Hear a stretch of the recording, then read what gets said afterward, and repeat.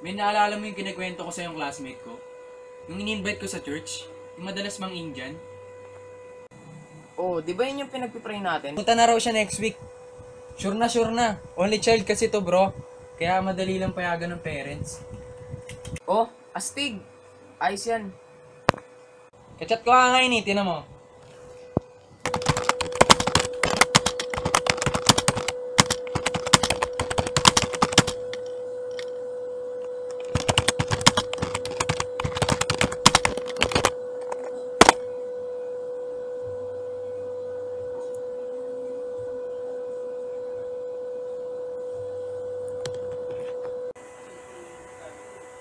Laboy,